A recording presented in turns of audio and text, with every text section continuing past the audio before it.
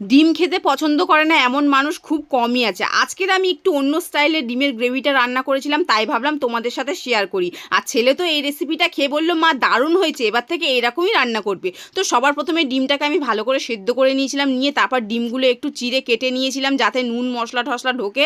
তারপরে সিদ্ধ ডিমগুলোকে আমি ভেজে নিয়েছি, একটু নুন হলুদ আর একটু লঙ্কার গুঁড়ো দিয়ে ভেজেছিলাম। তারপর যেই তেলটুকু ছিল সেই তেলের মধ্যে আমি একটু পেঁয়াজ কুচি দিয়েছি আর একটু গোটা গরম মশলা ফোড়নে দিয়েছি, দিয়ে পেঁয়াজটা লাল লাল হয়ে গেছিলো।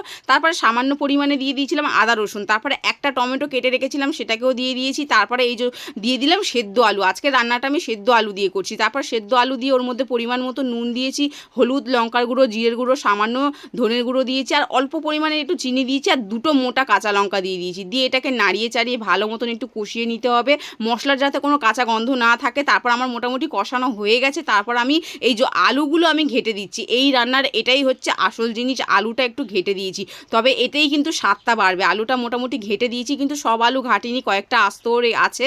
তারপর আমি এর মধ্যে পরিমাণ মতন জল দিয়ে দিয়েছি, জলটা দিয়ে আমি ডিমটা দিয়ে দিয়েছি, কারণ জল আর ডিম একসাথে যাতে ঝোলটা আমার ফুটে যায়। তো এই যে আমি একদম ঢেকে দিয়েছিলাম, আমার মোটামুটি ফুটে গেছে। এটা বেশ কিছুক্ষণ রান্না করে নিয়েছি, গ্রেভিটা আমার মোটামুটি ঘন হয়ে গেছে।